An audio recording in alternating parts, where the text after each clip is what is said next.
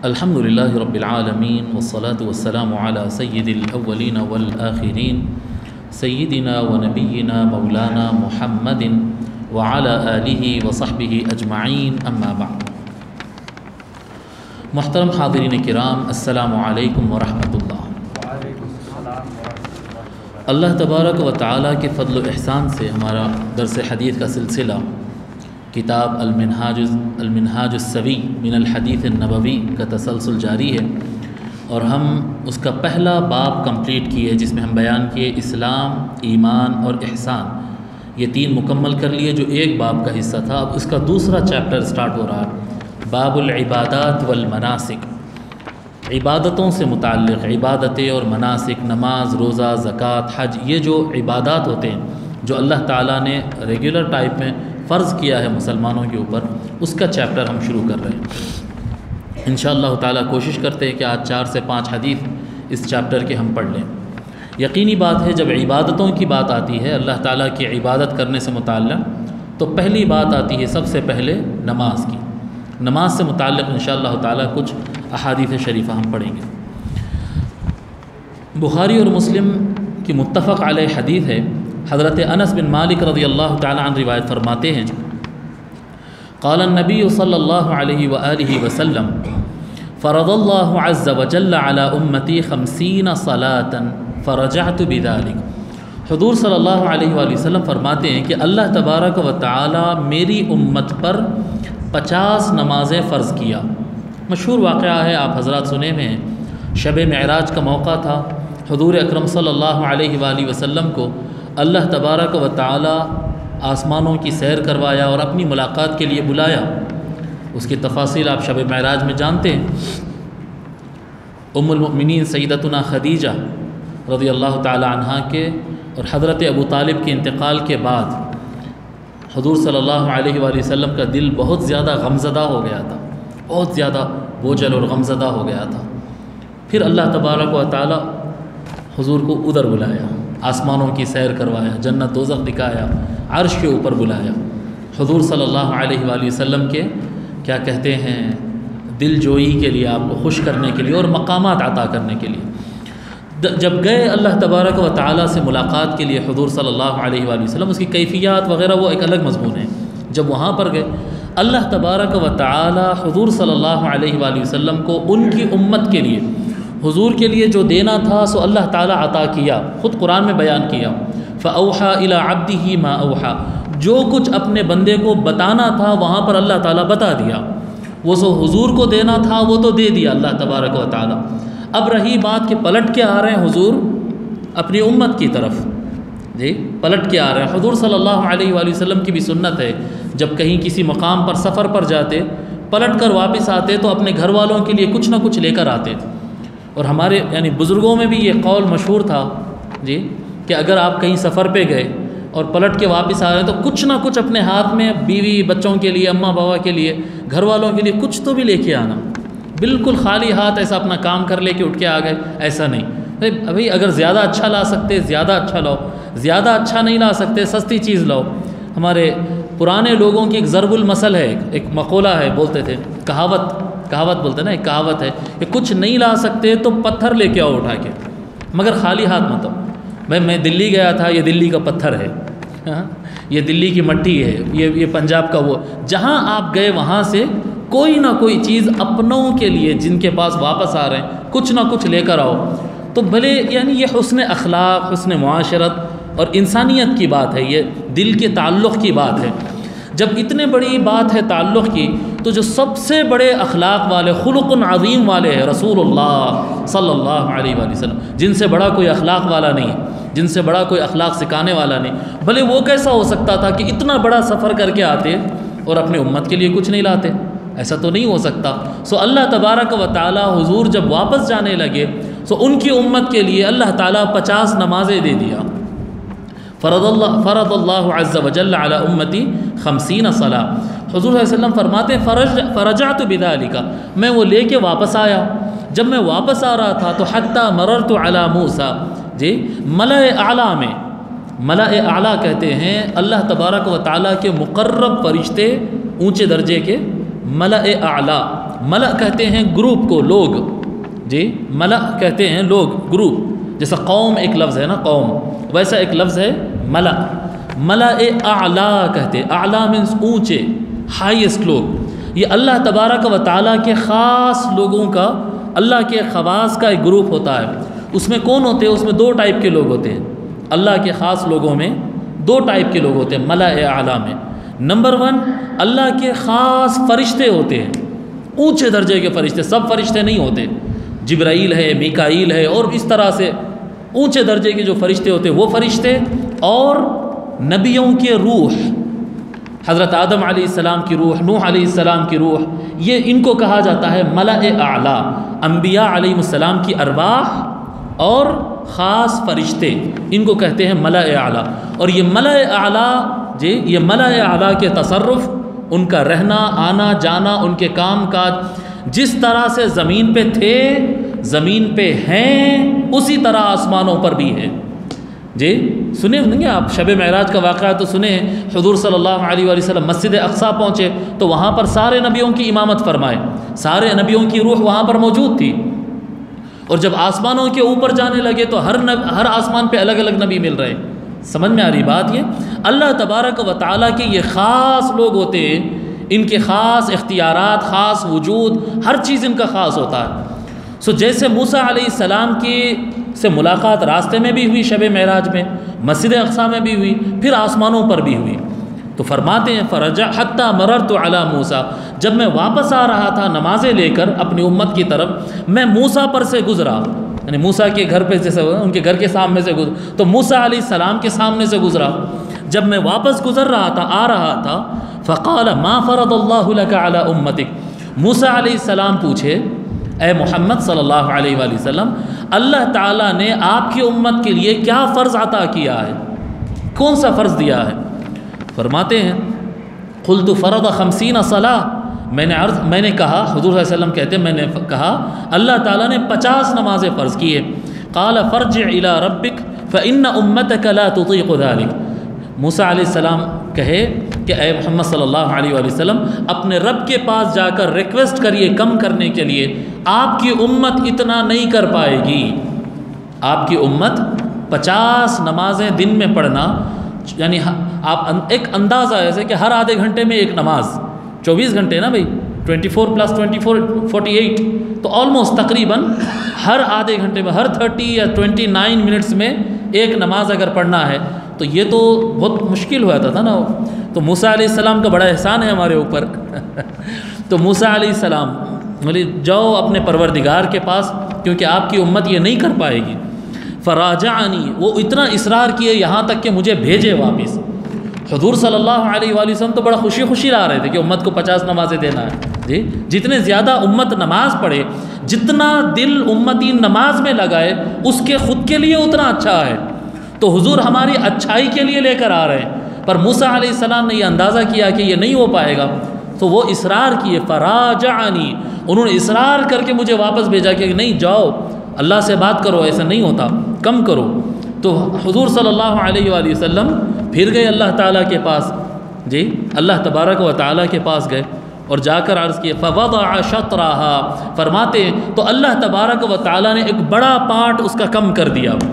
اب شطر 50% کو بھی کہتے ہیں، شطر ایک بڑے پارٹ کو بھی کہتے ہیں، عربی زبان میں شطر کہیں گے تو آپ 50 کے آدھے کر دیے، 25 نماز کر دیا، اس طرح بھی ہو سکتا ہے، یا ایک بڑا پارٹ 10 20 25 30 نمازیں، کچھ اللہ تعالیٰ نے کچھ نمازیں، کافی نمازیں اس میں سے کم کر دی۔ کہتے ہیں پھر فرجعت الی موسیٰ، میں لے کے پھر پلٹ کے جب اتر رہا تھا تو پھر موسیٰ ملے راستے میں۔ قلت وضع شطرها، جب میں پلٹ کے آ رہا تھا موسیٰ ملے تو میں ان کو سنایا اللہ تعالیٰ نے ایک بڑا حصہ اس کا کم کر دیا ہے۔ فقال راجع ربک فإن امتک لا تطیق، موسیٰ علیہ السلام نے کہا نہیں، جاؤ اپنے پروردگار کے پاس اور بات کرو، آپ کی امت اتنا بھی نہیں کر سکے گی پورا، یہ بھی امت سے نہیں ہو پائے گا۔ 25 نمازیں چلتی تھی کیا؟ نہیں، ذرا مشکل ہے نہیں۔ تو بہرحال موسیٰ علیہ السلام پھر اصرار کیے، تو کہتے ہیں فراجعت، پھر میں اس کے بعد پلٹ کر گیا، فوضع شطرها، تو اللہ تبارک و تعالیٰ اور کم کر دیا، اب ایک 25 کر دیا تھا اور ایک 15 نمازیں اس میں سے اور کم کر دیا، ایک اندازہ بتا رہا ہوں، ایک بڑا پارٹ اللہ تعالیٰ اور کم کر دیا. فرجعت الیہ فقال ارجع الی ربک. پھر میں جب وہ لے کر پلٹ کے آ رہا تھا تو موسیٰ علیہ السلام پھر کہے کہ نہیں، جاؤ اپنے پروردگار کے پاس، آپ کی امت اتنا بھی نہیں کر پائے گی. اب 50 سے کم ہوئے، پھر اب اس سے بھی کم ہوئے، اب تھرڈ ٹائم آ گیا تو کہتے ہیں ارجع الی ربک فإن امتک لا تطیق. بہرحال 3 مرتبہ کم کرتے ہیں.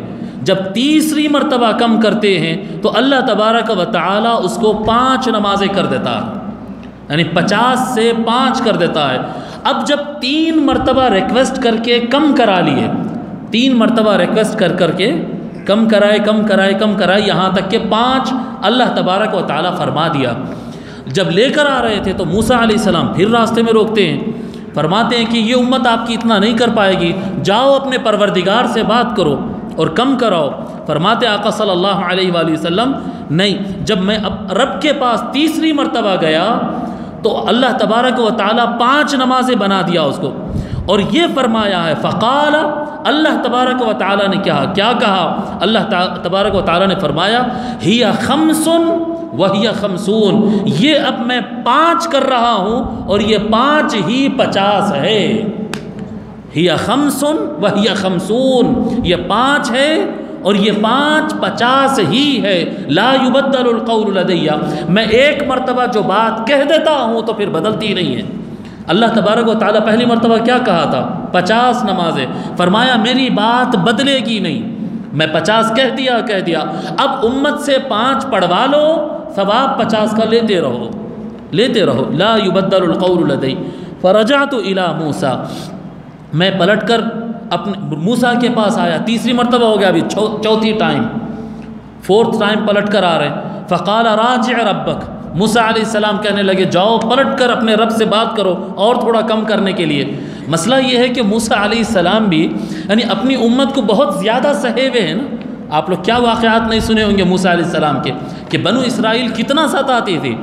آسمان سے کھانا بھی اگر آ جائے اور کوئی کرامت نازل ہو جائے، آسمان سے تختیاں اتر کے آ جائے، لکھے ہوئے الواح اتر کر آ جائیں، مانتی نہیں تھی قوم. وہ ادھر سے ادھر بہت ستانے والی قوم تھی. سو یہ انسانوں کو سہ چکے تھے نا وہ، تو اس لیے بار بار اصرار کرتے. جب چوتھی مرتبہ وہ گزارش کرتے کہ جاؤ اے محمد صلی اللہ علیہ وآلہ وسلم، جاؤ اپنے رب سے بات کرو. فقلت استحییت من ربی، حضور صلی اللہ علیہ وآلہ وسلم کہتے اب اس سے زیادہ اللہ سے بات کرنے کے لیے مجھے شرم آتی ہے. حضور صلی اللہ علیہ وآلہ وسلم فرماتے ہیں کہ اب اس سے بھی زیادہ 50 کے 5 کر دیا، 3 مرتبہ ریکویسٹ کر لیا، اب اس سے زیادہ کم کرانے میں مجھے حیا آتی ہے. آپ دیکھیں نماز جتنے زیادہ پڑھو اتنا زیادہ فائدہ بندے کا ہے. اور حضور صلی اللہ علیہ وآلہ وسلم جتنا کم کروا سکتے تھے، یعنی جتنا ان کا دل مانگتا تھا اتنا وہاں تک کم کروا دیے. اب اس سے زیادہ نہیں ہو سکتا. لیکن دوسرا رخ اگر دیکھیں گے نا، دوسری طرف، یہ تو ہو گیا یعنی اسلام کا آغاز. پھر اس کے بعد ایک قیامت کا دن آنے والا ہے. قیامت کا دن آنے والا ہے جس کی ہم ڈیٹیل پڑھیں گے انشاءاللہ تعالیٰ، اسی کتاب کی کنٹینیو میں آگے آئے گا. وہاں پر مسئلہ آ جائے گا شفاعت کا. شفاعت کے احادیث پڑھیں گے. بخاری، مسلم، ترمذی، ہر حدیث کی بڑی کتاب میں موجود ہے وہ احادیث. حضور صلی اللہ علیہ وآلہ وسلم اللہ سے ریکویسٹ کریں گے، جیسے نمازیں کم کرانے کے لیے ریکویسٹ کر رہے ہیں، وہاں پر اللہ کے رسول صلی اللہ علیہ وآلہ وسلم گناہ معاف کرا کے جو جہنم میں چلے گئے ہیں، جہنم میں جانے سے بچانے کی بات نہیں، وہ تو پہلے ہو جائے گا، اس کی بات نہیں کر رہا ہوں. جب فیصلہ ہو گیا، جنتی جنت میں چلے گئے، دوزخی دوزخ میں چلے گئے، جب لوگ دوزخ میں جا چکے ہیں تب حضور صلی اللہ علیہ وآلہ وسلم اللہ کو سجدہ کر کے ریکویسٹ کریں گے کہ اے اللہ میرے کچھ امتی وہاں پر دوزخ میں رہ گئے ہیں، ان کو نکالنا چاہتا ہوں. ایک مرتبہ اللہ تبارک و تعالیٰ کہتا ہے اتنوں کو نکال لو، پھر دوسری مرتبہ کہتا ہے، تیسری مرتبہ کہتا ہے. اللہ کی عزت کی قسم اتنے بے شمار حدیث میں یہ بات لکھی ہوئی ہے کہ 3 مرتبہ کے بعد چوتھی مرتبہ پھر حضور صلی اللہ علیہ وآلہ وسلم اللہ تبارک و تعالیٰ سے ریکویسٹ کرتے. اللہ تبارک و تعالیٰ حکم فرماتا کہ اب کسی کے کوئی اپنی زبان سے ایک مرتبہ بھی لا الہ الا اللہ اگر بول دیا تھا پوری زندگی میں، کبھی ایک مرتبہ لا الہ الا اللہ بول دیا تھا، سب کو جنت میں بھیج دوں گا. مطلب آپ دیکھیں نمازیں کم کرانے میں 3 مرتبہ اور شفاعت کرنے، دوزخ میں سے لوگوں کو نکال کے جنت میں بھیجنے کے لیے چوتھی مرتبہ بھی حضور جائیں گے اللہ تبارک و تعالیٰ کے پاس۔ یہ رحمت للعالمین ہے، یہ حضور صلی اللہ علیہ وآلہ وسلم کی ذات رحمت للعالمین۔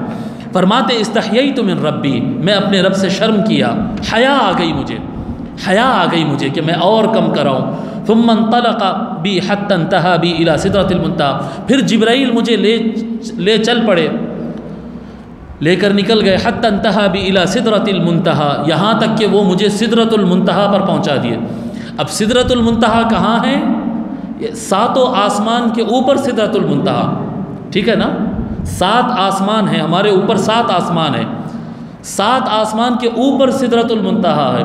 اب یہ جو جبرائیل علیہ السلام حضور صلی اللہ علیہ وآلہ وسلم کو سدرۃ المنتہی پر لے گئے، وہ ایسا نہیں ہے، وہ تو اور اوپر گئے تھے نا، وہاں سے ایسا سدرۃ المنتہی کی طرف آ رہے ہیں۔ سمجھ میں آ رہی بات؟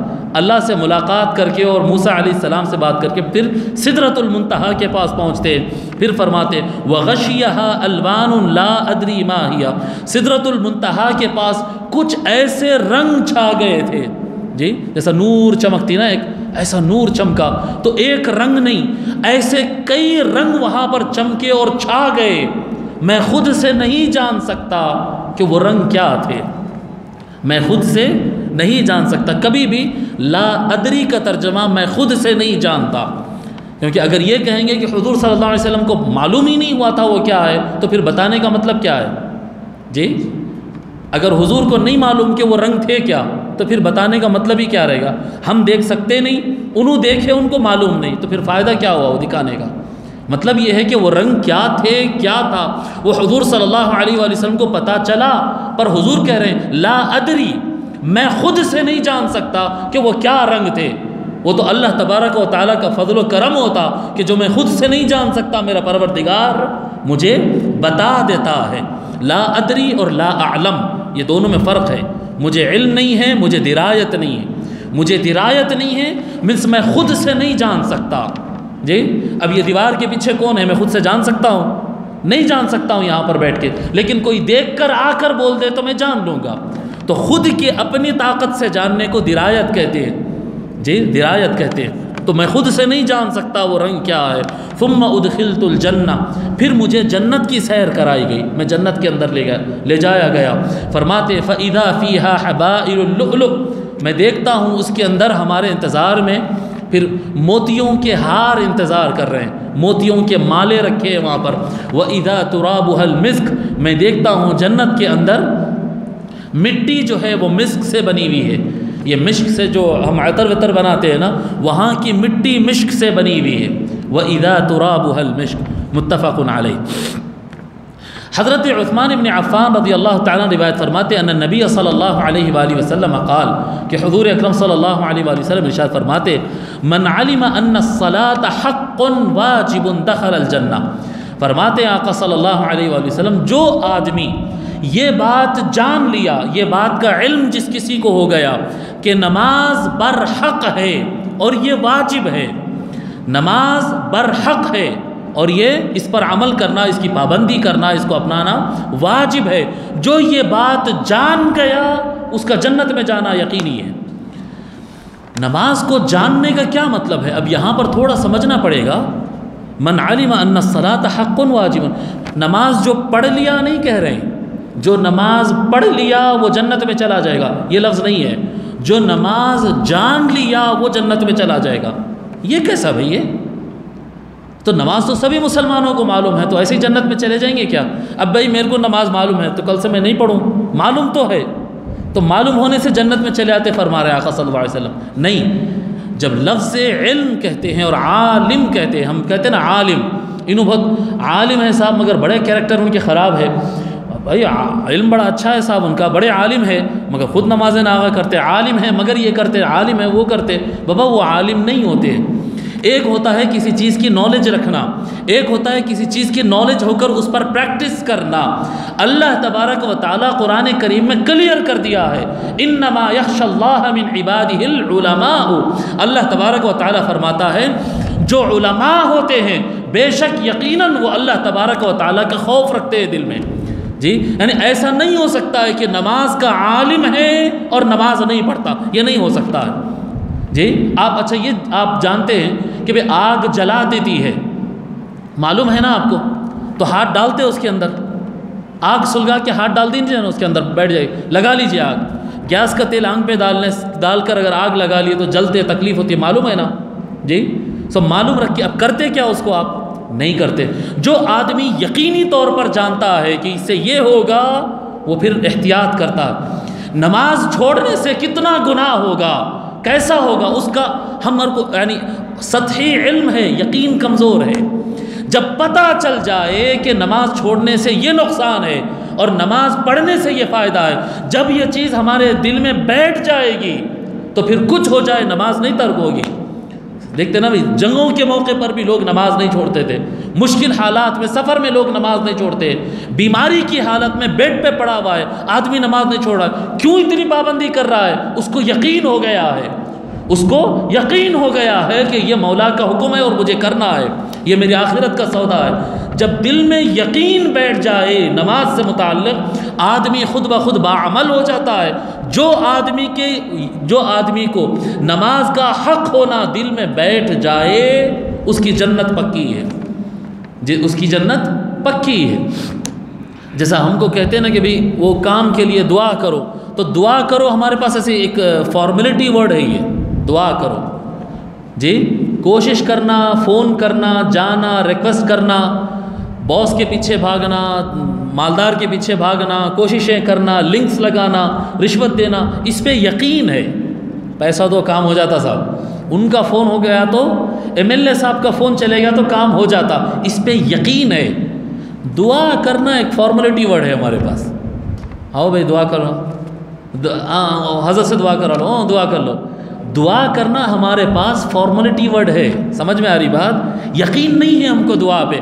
یہ فرما رہے ہیں آقا صلی اللہ علیہ وسلم، جب تجھے یقین ہو جائے گا کہ اصل دعا ہے، اصل کرنے والا مولا ہے، یہ کر بھی سکتے ہیں، چھوٹ بھی سکتا ہے۔ MLA MP ہو، پیسہ دولت ہو، تعلقات، انفلوئنس، کنیکشنز، یہ سب ٹیمپروری چیز ہے، شاید کام کرے شاید فیل ہو جائے، اصل کام کرنے والا تو مولا ہے، ہر چیز کے پیچھے طاقت مولا کی ہے۔ یہ یقین اگر دل میں آ جائے، یہ بیٹھ جائے، تو ایمان والا کامل ایمان والا بھی ہوگا اور اس کے لیے جنت یقینی بھی ہوگی۔ اصل چیز ہماری زندگی کے اندر جو ہے وہ نماز ہے، یقین کے ساتھ اصل چیز نماز ہے۔ کیوں؟ اس میں رب سے کنیکشن بنتا ہے، رب سے فاعل حقیقی۔ اصل طاقتور جو ہے نا، یہ ٹیمپروری طاقتور سے، اللہ طاقت دیا تو طاقت ہے، کہیں چھین لیتا جی۔ کیا وہ مشہور ہے نا کہ وہ ہاتھی کے سونٹ میں اگر چینٹی اگر چلے گئی، اینٹ بولیں، چینٹی اگر ہاتھی کے سونٹ میں چلے گئی تو ناچ نچا دیتی، اس کو کچھ نہیں کر سکتا ہوں۔ تو اللہ تعالیٰ کہیں پر اس کو اتنا طاقتور بناتا کہ گیٹ توڑ دیتا، اور کہیں پر اتنا کر دیتا ہے کہ چینٹی اس کو نچا دیتی ہے۔ یہ عارضی طاقتیں، مضبوط حقیقی طاقت جس کو کوئی زوال نہیں ہے، جو کہیں کمزور نہیں پڑ سکتی، وہ اللہ کی طاقت ہے۔ وہاں پر یقین ہونا، وہاں پر یقین ہونا۔ نماز پڑھتے وقت یقین کے ساتھ پڑھنا، نماز یقین کے ساتھ، دل کو جمانا۔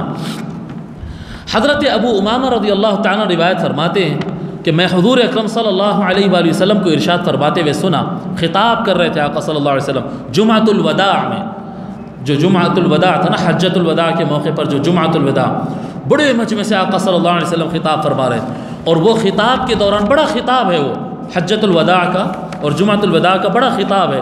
وہ خطاب، اچھا حجۃ الوداع کا خطاب، جمعۃ الوداع نہیں، حجۃ الوداع کا خطاب، اس خطاب میں، بڑے خطاب میں یہ پیراگراف بھی تھا، اتقوا اللہ ربکم، اے لوگو اپنے پروردگار اللہ سے ڈرا کرو، اس کا تقوی رکھو جی، اللہ کا خیال رکھو دل میں، وصلوا خمسکم، اور تم اپنی 5 وقت کی نماز کی پابندی کرو، پڑھو، وصوموا شہرکم، اور تم اپنے مہینے کے روزے رکھو، یعنی رمضان کے تم روزے رکھو، وَأَدُّوا زَكَاةَ أَمْوَالِكُمْ، اور اپنے مال کی زکوٰۃ ادا کرو، وَأَطِيعُوا ذَا أَمْرِكُمْ، اور جس کو تم اپنے معاملات میں بڑا بنا لیے اب اس کو فالو کرو، اس کے آرڈر کو مانو، اس کی اطاعت کرو۔ کوئی بڑا ہمارا نہیں ہے، جب ہم کسی کو بڑا مان لیے تو پھر اس کو فالو کرنا اور اس کی اطاعت کرنا، بڑا مانتے بھی ہیں پھر اس کی بات بھی نہیں سنتے، یہ نہیں چلے گا۔ جب بڑا مان لیے کسی کو تو مان لیے۔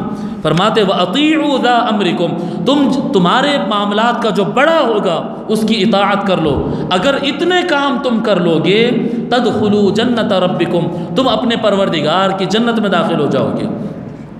اب دیکھیے یہاں پر تمہاری نماز کا، ہم کیا کہتے ہیں اللہ کی نماز، نماز اللہ کی دی ہوئی ہے، یہ جسم بھی اللہ کا دیا، سب اللہ کا ہی ہے، لیکن یہ نماز ہماری ضرورت ہے جو ہم رب کے لیے پیش کرتے ہیں۔ روزہ ہماری ضرورت ہے جو ہم رب کے لیے پیش کرتے ہیں۔ سمجھ میں آ رہی بات؟ کسی بڑے کے بارگاہ میں اگر تحفہ پیش کر رہے ہیں تو وہ ضرورت ہماری ہے۔ یہ فرما رہے حضور صلی اللہ علیہ وسلم صلاتکم، تم اپنی جو نمازیں ہیں نا وہ رب کے سامنے پیش کیا کرو۔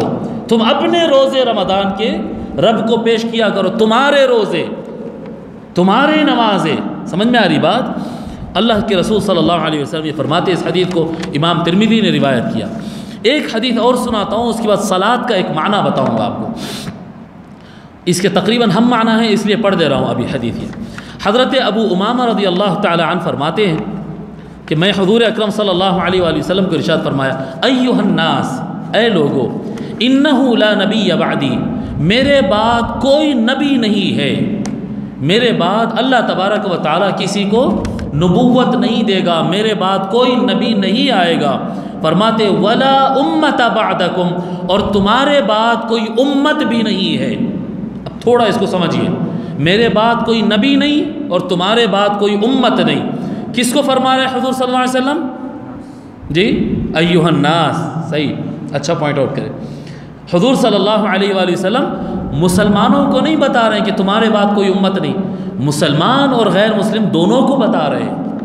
ایھا الناس، اے لوگو، یعنی حضور کے زمانے سے قیامت تک آنے والے جتنے انسان ہیں، مسلم غیر مسلم، یہ سب کے سب رسول اللہ کی امت ہے صلی اللہ علیہ وآلہ وسلم۔ اب اس میں دو کیٹیگری بنیں گے، ایک امت کا وہ پارٹ جو حضور کی اطاعت کر لیا، حضور کی بات مان لیا، لا الہ الا اللہ پڑھ لیا، اور حضور کی امت کا ایک دوسرا بڑا پارٹ ہے جو لا الہ الا اللہ نہیں پڑھا، رسول اللہ کی اطاعت نہیں کیا، پر ہے تو ہول پوری رسول اللہ کی امت، حضور صلی اللہ علیہ وآلہ وسلم کی امت ہی ہے۔ امت اجابہ کہتے ہیں کس کو؟ مسلمانوں کو، جواب سے، امت اجابہ یعنی حضور کے حکم پر لبیک بول کر جو آ گئے، امت اجابہ۔ اور باقی امت کو کہتے ہیں امت دعوت، جن کو ابھی اسلام کی دعوت پہنچنا باقی ہے، ہماری رسپانسبلٹی ہے جو غیر مسلم تک اسلام کو پہنچانا۔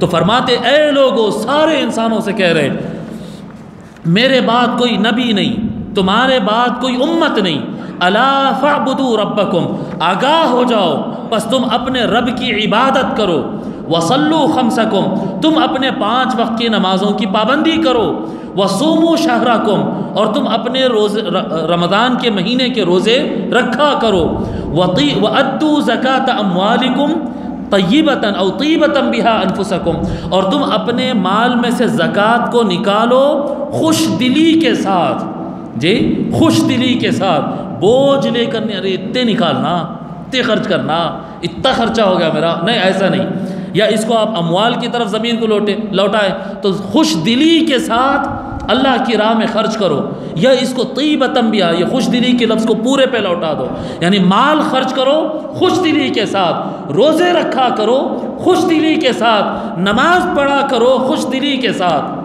اللہ، نماز پڑھنا، باپ اٹھ کے وضو کرنا، نماز پڑھنا اتنا مشکل، جی اوہو، بڑے 15 گھنٹے کے بھی اس مرتبہ روزے، 16 گھنٹے کے بھی اس مرتبہ روزے، گرما میں آ رہے ہیں صاحب کا ایسا کرنا، اتنا بوجھ لے کے نہیں، طیبتاً بہا انفسکم، ارے یہ تیرے پروردگار سے ڈیلنگ ہے صاحب، یہ رب کے پاس جانے والی چیز ہے، نماز پڑھ، روزے رکھ اور اللہ کی راہ میں خرچ کر، جو عبادتیں تو مولا کے لیے کر رہا ہے، طیبتاً بہا انفسکم، خوش دلی کے ساتھ کیا کر، دل لگا کر کیا کر۔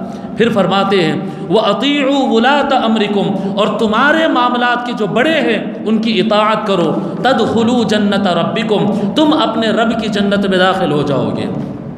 یہ ہو گیا، ابھی اور احادیث ہے انشاءاللہ تعالی، ہم اگلے اتوار کنٹینیو کریں گے۔ ایک بات اس سے پہلے میں سمجھا دینا چاہتا ہوں، نماز کو عربی میں کیا کہتے ہیں؟ صلاۃ، صلاۃ۔ تو صلاۃ کا ایک تو شرعی معنی ہے، یہ جو حضور صلی اللہ علیہ وآلہ وسلم ہم کو اسٹیپس دیے ہیں، جی، وضو کر کے آنا، کھڑے رہنا، قبلے کی طرف منہ رہنا، دوسری طرف نہیں مڑ سکتے، جی، پرٹیکولر ایکشنز ہے، یہی کرنا ہے، کھڑے رہنا، جھکنا، سجدے میں جانا، بیٹھنا، سلام پھیرنا، پرٹیکولر ایکشنز ہے، دوسرے حرکت اس کے اندر نہیں کر سکتے، دوسرے سے بات نہیں کر سکتے۔ یہ جو ایک سسٹم بنا ہوا ہے، ایک صلاۃ یہ ہے، برحق یہ صلاۃ ہے، یہ صلاۃ ہے۔ اور ایک صلاۃ ہے، الصلاۃ والسلام علی رسول اللہ، جی، اللہم صلی علی محمد وعلی آل محمد، وہ بھی تو صلاۃ ہے، جس کو ہم ترجمہ کرتے درود شریف۔ ادھر ترجمہ کرتے صلاۃ مطلب نماز جو اللہ کے لیے ہو، جو صلاۃ محمد اور آل محمد کے لیے ہو صلی اللہ علیہ وآلہ وسلم، جی، وہ جو ہو اس کو کیا کرتے ہیں ہم درود کہتے ہیں۔ بھئی یہ بھی صلاۃ اور یہ بھی صلاۃ، یہ کیسا بھئی؟ ایک ہی ورڈ دونوں کے لیے، ایک ہی لفظ دونوں کے لیے۔ تو بتاتا ہوں میں اس کے اندر، یعنی ایز پر لینگویج ان دونوں صلاۃ کے اندر ایک قدر مشترک ہے، یعنی ایک میننگ ایسا ہے جو دونوں میں پائے جاتا ہے۔ یہ صلاۃ میں بھی وہ میننگ ہے، وہ صلاۃ میں بھی وہ میننگ ہے۔ وہ کیا ہے؟ وہ تو صلہ رحمی۔ نہیں سنے آپ یہ لفظ صلہ رحمی؟ اپنے رشتہ داروں کا خیال کرنا، وہاں بھی صلہ آ گیا، جی۔ صلہ کا مطلب کیا ہوتا ہے؟ کنیکشن بنانا۔ صلہ کا اصل معنی ہوتا ہے کنیکشن بنانا، کنیکٹیویٹی، وصل یصل بولتے ہیں، جی۔ اب صلاۃ صلون سے ہو، صلیون سے ہو، وصلن سے ہو، اس کے اندر ایک معنی ہے قدر مشترک جو درود شریف میں بھی آتا ہے اور یہ صلاۃ میں بھی آتا ہے۔ وہاں پر کنیکٹیویٹی مراد ہوتی ہے۔ سو درود شریف پڑھتے ہو آپ رسول اللہ کی بارگاہ میں یا نماز پڑھتے ہو اللہ کی بارگاہ میں، کنیکٹیویٹی قائم کرنا یہ کمپلسری ہوتا ہے۔ ہم کہتے ہیں اقیم الصلاۃ، قرآن میں یہی ہے نا، اقیم الصلاۃ، لوگو نمازیں قائم کرو۔ یہ قائم کرنا کیا ہے؟ کنیکٹیویٹی جوڑنا۔ جیسا وائی فائی سے نہیں کنیکٹ ہوتے، تھوڑا دور گئے تو وائی فائی کیا کہتے ہیں، اس کے سگنلز کمزور ہو جاتے ہیں، فون کے کنیکٹیویٹی کمزور ہو جاتی ہے، زیادہ دور ہو گئے، ڈسکنیکٹ ہو گیا صاحب۔ فون تو ہے، فون ہے، سم کارڈ ہے، بیلنس ہے، ٹاورز ہے، وہ ہے، یہ ہے، سب ہے، کنیکٹیویٹی نہیں ہے تو سب کو رکھتے ہوئے کوئی کام کا نہیں ہوتا ہے۔ یہ اصل ہے اس کے اندر کہ نماز ہو اللہ کے لیے یا درود ہو محمد اور آل محمد کے لیے، جب پڑھو تو من کو حاضر رکھ کر پڑھنا، کام بھرپور ہوگا۔ یہ کنیکٹیویٹی ہے، صلاتن۔ یہی فرما رہا ہے اللہ تبارک و تعالی، نماز قائم کرو۔ جی، نماز کی پابندی سے پڑھو یہ نہیں فرما رہا ہے، نماز قائم کرو۔ نماز شروع کرتے اللہ اکبر، کیا فرما رہا ہے اللہ تعالیٰ؟ نماز کو قائم کرو، یہ آرڈر ہمیشہ آتے رہے گا۔ نماز شروع کر دیے، اللہ کی طرف خیال کر کے میں بندہ ہوں، اللہ کا ہوں، گناہ گار ہوں، ٹھہر گیا بس اللہ اکبر۔ ابھی وہ کیا کہتے ہیں، ثنا پڑھے اور سورہ فاتحہ پڑھے کہ ایک دم یوں باہر نکل گئے روڈ پہ، ایسا ہوتا نا نماز کے اندر، جی۔ پھر یہ کیا ہو گیا، یہ ٹھہرے ہوئے تو ہیں آپ، سیٹ کمپلیٹ ہے، کنیکٹیویٹی ڈسکنیکٹ ہو گئی، کنیکٹیویٹی لاس ہو گئی، یہاں پر ڈسکنیکٹ ہو گئے۔ اقیم الصلاۃ، بندے محنت کر، کنیکٹیویٹی قائم کیا کر، کنیکٹیویٹی قائم کیا کر، نماز کو قائم کیا کر۔ جو بندے نماز میں کھڑے رہتے ہیں، نماز میں کھڑے رہتے ہیں، ان کو بھی نماز قائم کرنے کی ضرورت ہے کہ یہ کنیکٹیویٹی جو لاس ہو، جو بار بار چھوٹ جاتی ہے، ڈسکنیکٹ ہو جاتی ہے، اس کو دوبارہ جوڑتے رہنا پڑتا، طاقت لگانا۔ جی، نفس، شیطان، خیال، وسوسے، یہ آپ کی اللہ سے کنیکٹیویٹی کو نماز کے اندر یا محمد اور آل محمد سے کنیکٹیویٹی کو درود کے اندر، درود شریف پڑھنے سے پڑھ رہے ہیں۔ جی، اکثر ایسا ہوتا، دیکھو ہم مسجد میں تسبیح لے کے درود شریف پڑھ رہے ہیں، ان پنکھا کھولا، ان آیا، ان گیا، ان بیٹھا، ان اٹھا، پورا دیکھتے بیٹھے یہ کیا درود شریف پڑھ رہے بھائی، پڑھ رہے درود شریف پر کنیکٹیویٹی نہیں ہے۔ جب درود شریف پڑھے تو گنبد خضرا، سنہری جالی، مسجد نبوی، جی، حضور صلی اللہ علیہ وسلم کے گھرانہ، جی، جس کا درود پڑھ رہے ہیں ان کا خیال گھومنا چاہیے۔ یہ شیطان یہ نہیں ہونے دیتا، یہ اصل نماز ہے، یہ روح نماز ہے، یہ روح درود شریف ہے۔ اصل کیا ہے اس کا؟ کنیکٹیویٹی۔ لفظ صلاح کے اندر کنیکٹیویٹی مراد ہوتا ہے۔ اور اگر یہ معنی نہیں لیے، مطلب نہیں یہی مطلب، یہ نہیں بھئی یہ سب مطلب نہیں ہے، بس وہ اٹھنے بیٹھنے اور وہ پرٹیکولر چیزیں پڑھنے کا نام نماز ہے، یہ کنیکٹیویٹی آپ کہاں سے لا لیے؟ تو پھر ایک سوال ہے، اگر یہ نہیں ہے تو اللہ تبارک و تعالیٰ قرآن کریم میں فرماتا ہے والطیر صافات والطیر صافات کل قد علم صلاتہ وتسبیحہ، یہ آسمان میں پرندے بھی اڑ رہے ہیں اور وہ جانتے ہیں کہ اللہ کی تسبیح کیسا پڑھنا ہے اور اللہ کی صلاۃ کیسا پڑھنا ہے۔ پرندوں کو اللہ قرآن میں کہہ رہا ہے پرندوں کو معلوم ہے کہ اللہ کی صلاۃ کیسا پڑھنا ہے۔ اب صلاۃ سے مراد آپ پرٹیکولر صرف نماز ہی اگر پکڑ لے کے بیٹھ گئے تو فاختہ کب وضو کری، بطخ کب تیمم کری، اور کبوتر کب سجدہ کرا، اور جی کوا کب رکوع کیا، آئے تھے یہ لوگ مسجد کو کبھی؟ جی آئے تو بھی حکالتے ہمارے پاس مسجد خراب کرتے ہوئے۔ تو پرندے یہ نماز نہیں، پھر وہ پرندے کون سی نماز پڑھتے؟ ہواؤں میں آسمانوں میں اڑتے ہوئے نماز پڑھتے۔ وہ کون سی نماز ہے ان کی؟ وہ ہے کہ وہ بندے، وہ پرندے، جی کیونکہ زمین پہ جو کوئی ہے وہ سب اللہ کے عبد بندے ہیں نا۔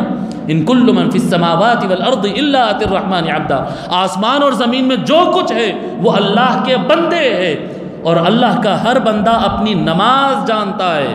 مطلب صرف اٹھنا بیٹھنا نہیں ہے، من کی کنیکٹیویٹی ہے۔ ہر پرندہ دل سے اپنی اصل سے وہ مولا کے ساتھ جڑا ہوا رہتا ہے۔ ہم کو بھی چاہیے کہ ان نمازوں کے اندر رب سے کنیکٹیویٹی جوڑتے رہنا۔ یہ ٹوٹتے رہتی ہے، تھوڑا ایکسرسائز محنت لگتی ہے، خیال ادھر ادھر ہوتا، پھر جوڑنا۔ جب یہ جب زیادہ جڑنا شروع ہوتے ہیں نا تو پھر آٹومیٹیکلی باہر گناہ اور خرابیاں انسان سے چھوٹنا شروع ہوتی ہے۔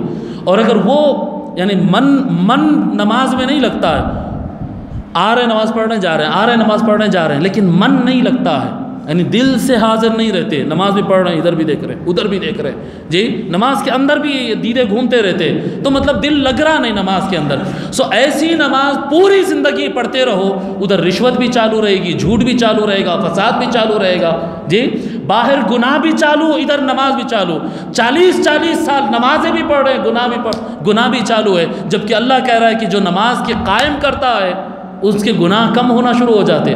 ان الصلاۃ تنہی عن الفحشاء والمنکر، نماز بے حیائی اور گناہ سے روکتا ہے۔ کہاں روک رہا صاحب؟ نماز بھی پڑھ رہے، گناہ بھی کر رہے، نماز بھی چالو، رشوت بھی چالو، نماز بھی چالو، جھوٹ بھی چالو، سب چالو ہے۔ یہ کیسا ہو رہا ہے؟ رب کے سامنے من حاضر نہیں ہو رہا ہے، جسم حاضر ہو رہا ہے، پر یہ جسم کنیکٹ نہیں ہو رہا ہے اللہ تعالیٰ سے۔ یہ یہاں سے کنیکٹ کرنا ہوتا ہے، یہ صلہ ہوتا ہے، یہ کنیکٹیویٹی ہوتی ہے۔ انشاءاللہ تعالی نماز سے متعلق اور احادیث شریف ہم اگلے اتوار کو پڑھیں گے۔ اللہ تبارک و تعالیٰ سے دعا ہے کہ مولا رب کریم ہم کو نمازوں کا پابند بنا دے، اور نماز کو جیسا پڑھنا چاہیے، جیسے حضور اکرم صلی اللہ علیہ وآلہ وسلم نے ظاہر میں بتایا ہے، مولا اس پر عمل کرنے کی توفیق عطا فرمایا، اور حضور صلی اللہ علیہ وآلہ وسلم نے جو نماز کا باطن اور توجہ عنایت فرمایا ہے اس کی اتباع کرنے کی توفیق عنایت فرما۔ ہمارے نمازوں کی اصلاح کر دے، ہمارے سارے عبادات کی اصلاح فرما دے، حضور اکرم صلی اللہ علیہ وآلہ وسلم کی بتائے ہوئے راہ میں چلنے کی توفیق عطا فرما، اور ہمارے دنیاوی اس حیات سے مولا تو راضی ہو جا، ہم کو خوب توفیق عطا فرما اور ہمارے حال پہ کرم فرما۔ وصلی اللہ تعالی وسلم علی خیر خلقہ سیدنا محمد وعلی آلہ وصحبہ اجمعین والحمد للہ رب العالمین۔